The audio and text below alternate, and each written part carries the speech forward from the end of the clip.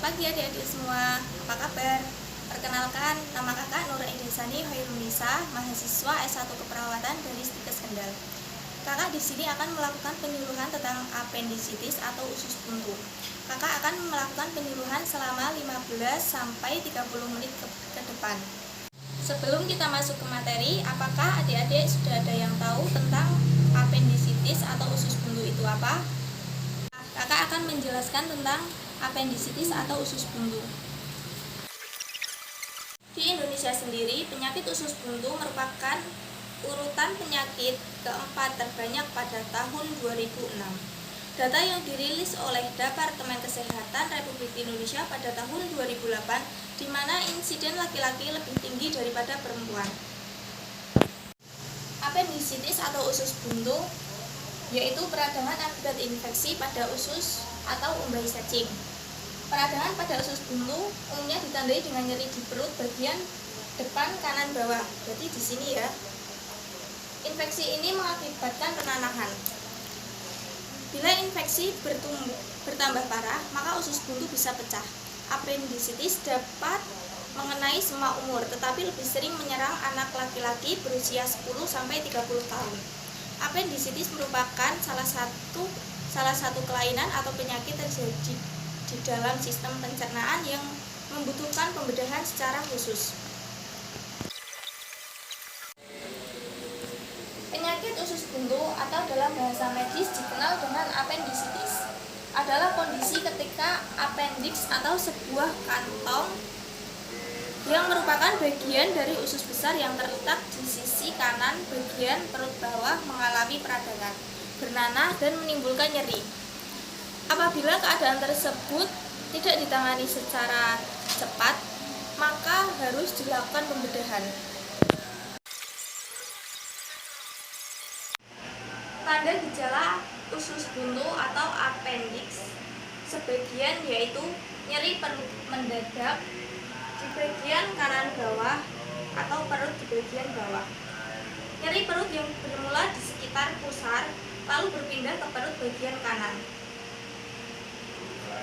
Mual dan muntah.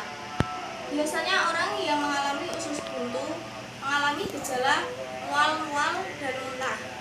Lalu kehilangan nafsu makan, demam dengan suhu tubuh yang tinggi, konstipasi atau diare, lalu perut kembung. Itulah sebagian gejala usus buntu.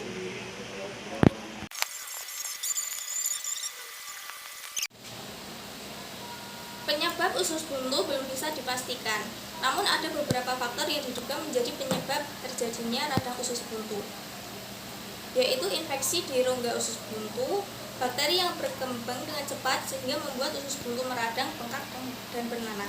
Adapun salah satu faktor yang diduga menjadi penyebab radang usus buntu yaitu hambatan di pintu rongga usus buntu.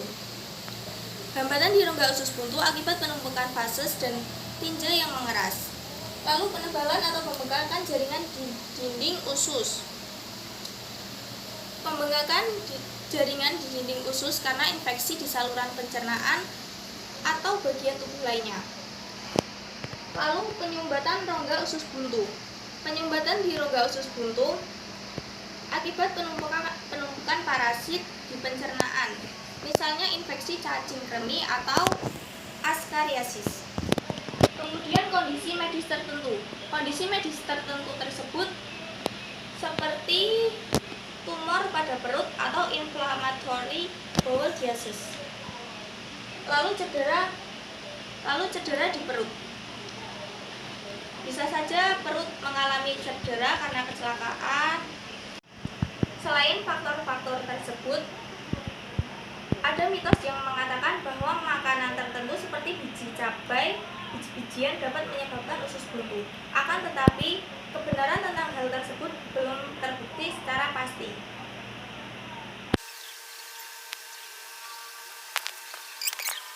Meski cara pencegahan apendisitis belum bisa diketahui secara pasti, namun ada beberapa upaya yang bisa dilakukan untuk menghindari resiko terjadinya usus buntu, yaitu dengan pola hidup sehat. Kita semua bisa menerapkan pola hidup sehat dengan olahraga, memakan makanan yang sehat, meminum air putih dengan jumlah yang cukup. Kemudian, makanan yang mengandung probiotik. Mengonsumsi makanan yang banyak mengandung probiotik. Baik, materi dari kakak cukup sekian. Mungkin ada yang kurang jelas dan perlu ditanyakan, silakan untuk adik-adik semua bertanya.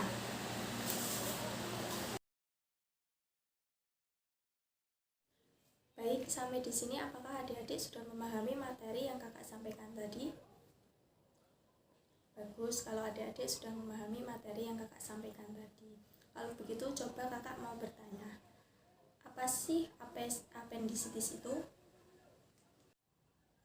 Iya, benar sekali. Apendisitis yaitu penyakit usus buntu yang dalam bahasa medis dikenal dengan apendisitis, yaitu kondisi ketika appendix atau sebuah kantung yang merupakan bagian usus besar mengalami peradangan, bernanah, dan menimbulkan nyeri. Bagus jawaban dari adik.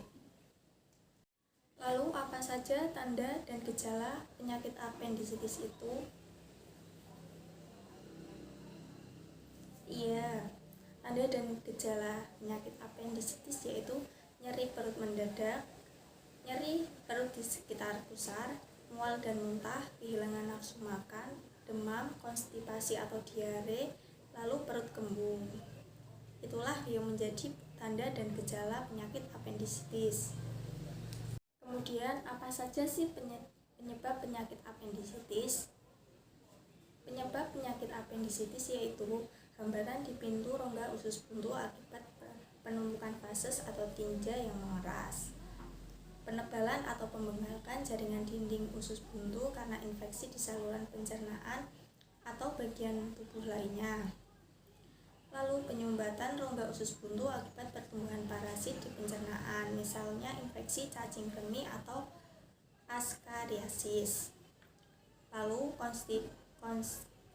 kondisi medis tertentu seperti tumor pada perut atau inflammatory bowel disease dan cedera di perut. Itulah yang menjadi penyebab penyakit apendisitis. Dan yang terakhir, bagaimana sih pencegahan penyakit apendisitis? Penyakit apendisitis dapat dicegah dengan menerapkan pola hidup sehat, meningkatkan asupan makanan sumber serat, minum air putih dengan jumlah yang cukup, mengkonsumsi makanan yang mengandung probiotik, dan melakukan pemeriksaan kesehatan secara berkala. Itulah penjelasan dari kakak.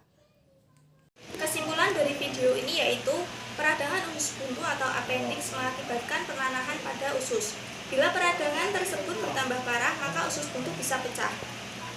Penyakit usus buntu ini membutuhkan pembedahan secara khusus. Maka dari itu, kita harus menjaga pola hidup sehat, mengkonsumsi makanan sumber serat dan mengandung probiotik, serta melakukan pemeriksaan kesehatan secara berkala. Sebelum kakak akhiri, kakak punya kenang-kenangan untuk adik-adik semua. Itu yang Kak Ana berikan namanya leaflet yang berisi tentang materi yang kakak jelaskan tadi.